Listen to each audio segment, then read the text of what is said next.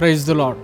మన ప్రభు అయిన యేసుక్రీస్తు నామంలో షిలోహు కృపా సందేశాలు ఆధ్యాత్మిక కార్యక్రమాన్ని క్రమం తప్పకుండా వీక్షిస్తున్న వీక్షకులైన మీ అందరికీ నా హృదయపూర్వకమైన వందనాలు. దేవునికి స్తోత్రాలు. బాగున్నారా? దేవుని మహాకృపను బట్టి ఈ రీతిగా మీతో కూడా కలిసి ప్రతిరోజు దేవుని మాటలు పంచుకుంటానికి ప్రభు ఇచ్చిన ఈ మంచి అవకాశాన్ని బట్టి నేను ఎంతగానో ప్రభువును స్తుతిస్తూ ఉన్నాను. ప్రియులారా, మీలో చాలామంది ఈ సందేశాలు మీకు ఎంతో ప్రయోజనకరంగా, పరిశుద్ధాత్మ దేవుడు మీతోనే మాట్లాడినట్లుగా ఎంతో ఆధ్యాత్మికంగా బలపరుస్తున్నాయని మీరు తెలియచేస్తున్నప్పుడు మేము ఈ యొక్క కార్యక్రమాలు చేయడానికి పడుతున్న ప్రయాస మేము మర్చిపోయి ప్రభువును ఎంతో స్తుతిస్తూ ఉన్నాం. ఈ ఆధ్యాత్మిక కార్యక్రమం మీకు ఎంతో ఆశీర్వాదకరంగా ఉన్నట్లయితే అనేకులకు తెలియచేయండి, షేర్ చేయండి. ఈ యొక్క సందేశాలను అనేకులకు మీకు తెలిసిన బంధువులకి, స్నేహితులకి, ఆత్మీయులకి పంపించండి. వారు కూడా దేవుని వాక్యాన్ని విని ఆత్మీయంగా బలపరచబడి దేవుని రాకడ కొరకు సిద్ధపరచడానికి దేవుడు వారికి మీరు మంచి అవకాశం చూపిస్తున్నట్లు. కనుక ఇంత ప్రయాసపడి ఈ సందేశాలు తయారు చేసి పంపించడంలో ఉన్న ముఖ్యమైన ఉద్దేశం ఏంటంటే అందరూ స్వచ్ఛమైన దేవుని వాక్యం చేత ఆత్మీయంగా బలపరచబడాలనేటువంటిదే మా యొక్క ఆకాంక్ష మరియు కోరిక. ప్రియులారా, ఈరోజు మనం ధ్యానిస్తున్న అంశం తిరిగి రండి. ప్రియులారా, లూకాసు వార్త 15వ అధ్యాయంలో 3 విషయాలు మీకు జ్ఞాపకం చేస్తాను. లూకాసు వార్త 15వ అధ్యాయంలో యేసుక్రీస్తు ప్రభు స్వయంగా ఒక 3 ఉపమానాలు చెప్పారు. మొదటి ఉపమానం వచ్చేసి తప్పిపోయినటువంటి కుమారుడు. రెండో ఉపమానం వచ్చేసరికి పోగొట్టుకుంటున్నటువంటి వెండి నాణ్యం. మూడో ఉపమానము తప్పిపోయినటువంటి గొర్రె. ప్రియులారా, ఈ లూకాసు వార్త 15వ అధ్యాయంలో ఈ 3 ఉపమానాలని యేసుక్రీస్తు ప్రభువు స్వయంగా మన యొక్క ఆధ్యాత్మిక స్థితిని మెరుగుపరచడానికి ప్రత్యేకంగా ప్రభువే ఆయన యొక్క శిష్యులతో మాట్లాడినటువంటి మాట. తప్పిపోయినటువంటి కుమారుడు మరలా తిరిగి బుద్ధి వచ్చినప్పుడు తండ్రి యొద్దకు తిరిగి వచ్చాడు.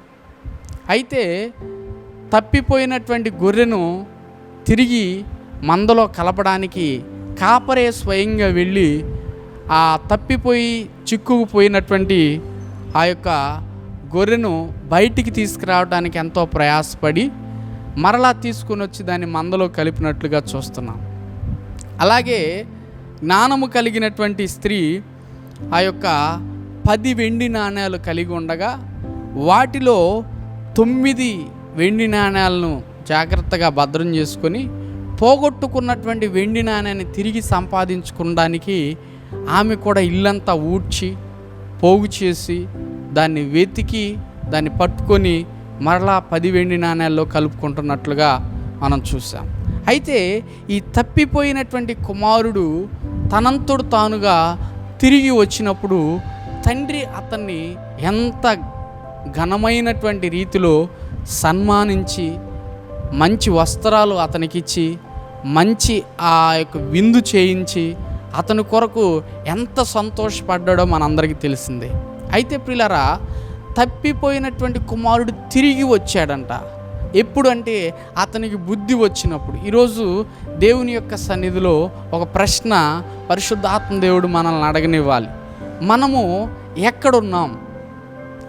ప్రియులారా, మనము ఎక్కడుండిపోయాం?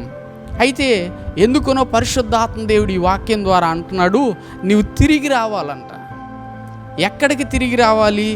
ఇర్మియా గ్రంథం 3వ అధ్యాయము 22వ వచనంలో, భ్రష్టులైన బిడ్డలారా తిరిగి రండి, మీ అవిశ్వాసమును నేను బాగు చేసేదను, నీవే మా దేవుడు అయిన యెహోవావు, నీ యొద్దకే మేము వచ్చుచున్నాం. ప్రియులారా, తిరిగి రమ్మని దేవుడు మాట్లాడుతున్నాడు. ఎక్కడి నుంచి తిరిగి రావాలి? అవిశ్వాసంలో నుంచి, అల్ప విశ్వాసంలో నుంచి, అనాలోచనలో నుంచి, తొందరపాటు నిర్ణయాల్లో నుంచి, అనేక రకాలైనటువంటి అవిధేయతతో కూడినటువంటి పొరపాట్లలో నుంచి మనం వెళ్ళిపోయి ఎన్నోసార్లు కష్టపడతా ఉంటాం, నష్టపోతూ ఉంటాం, ఇబ్బందులు పాలవుతూ ఉంటాం, శ్రమలు కొని తెచ్చుకుంటాం.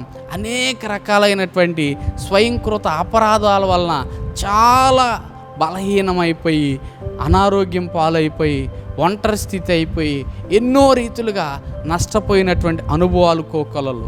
అయితే దీనికి మనం చెప్పుకునేటువంటి సాక్ష్యం ఏంటంటే, ప్రభు మమ్మల్ని వదిలిపెట్టేశాడు, ప్రభు మమ్మల్ని విడిచిపెట్టేశాడు, ఆయన మమ్మల్ని త్రోసివేశాడు, ఆయన మమ్మల్ని ఈ విధంగా శ్రమపరుస్తున్నాడని మనం చాలామందితో చాలాసార్లు చెప్తుంటాం.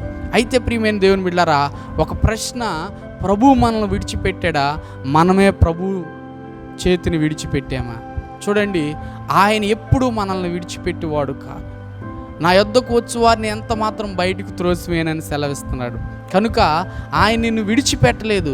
ప్రియ దైవజనమ, ప్రియ సహోదరి సహోదరుడా, ప్రభు మనల్ని ఎప్పుడు విడిచిపెట్టడు. మనమే ప్రభు యొక్క చేతిని విడిచిపెట్టి ఆయన్ని వదిలిపెట్టి పరుగులెత్తినటువంటి పరిస్థితులు ఎన్నో. కనుక యోనాలాగా పరిగెత్తినటువంటి సందర్భాల్లో ప్రభు మనల్ని పిలుస్తూ ఉన్నాడు, తిరిగి రండి. అయితే ఒక వ్యక్తి రక్షించబడిన తర్వాత, బాప్తిసం పొందిన తర్వాత, పరిశుద్ధాత్మ పొందిన తర్వాత, దేవుని యొక్క సంఘములో సహవాసంలో నడిపించబడుతున్న తర్వాత, అతను తప్పిపోతే ఆ తప్పిపోయిన వారిని పిలుస్తూ ఉన్నాడు. నిజంగా ఒంటరిగా ఉంటే నీవు ఫలించలేవు, నీవు ప్రభువుతో ఉండాలి. అందుకనే ప్రభు, ద్రాక్షవల్లిని నేను, తీగలు మీరు నాతో ఉంటేనే తప్ప మీరు ఫలించరని ప్రభువు చెప్తున్నాడు. కనుక తప్పిపోయిన కుమారుడు ఒంటరిగా ఉంటే ఫలించలేదు. తిరిగి వచ్చిన తర్వాత, తండ్రి సహవాసంలో కలపబడిన తర్వాత, తండ్రి సాన్నిధ్యంలోనికి నడిపించబడిన తర్వాత అతను ఫలించాడు. నిజముగా సంఘమును వదిలిపెట్టి, సేవకులను వదిలిపెట్టి, ఆత్మీయులను వదిలిపెట్టి, దేవుని ప్రజలను వదిలిపెట్టి, సహవాసంగా కూడుకుంటూ మానుకొని దూరంగా వెళ్ళి ఒంటరి అయి ఎండిపోయి వాడిపోయినటువంటి అనుభవంలో ఉన్నావా? ఈరోజు పరిశుద్ధాత్మ దేవుడు నిన్ను పిలుస్తున్నాడు, తిరిగిరా, నీ జీవితాన్ని ఆశీర్వాదకరంగా మార్చడానికి ప్రభు సిద్ధంగా ఉన్నాడు. ప్రార్థన చేసుకుందాం. మహాపరిశుద్ధుడు అయిన తండ్రి, ప్రేమ నమ్మకం కలిగిన ప్రభువా, నేను ద్రాక్షవల్లిని, తీగలు మీరు. నాలో ఫలించే ప్రతి తీగ మరి ఎక్కువగాను, ఫలించని ప్రతి తీగను తీసి పారవేస్తానన్నావు ప్రభువా. తిరిగి రమ్మన్నావు. తప్పిపోయిన కుమారుడు ఎంతో శ్రమపరచబడ్డాడు.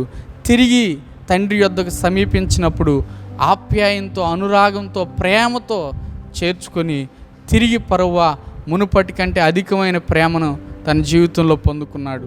మేము కూడా నీకు దూరంగా ఉండి, వ్యతిరేకంగా ఉండి, సంఘమునకు దూరంగా, సేవకులకు దూరంగా, ఆత్మీయుల సహవాసానికి దూరంగా ఉండి ఎన్ని ఇబ్బందులు ప్రభువా, వాటన్నిటి నుంచి మేము విడిపించబడి సన్నిధికి నడిపించబడేటట్లుగా కృప చూపించండి.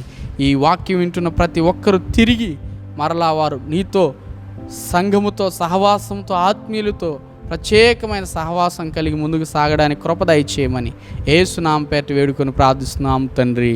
ఆమేన్. Praise the lord.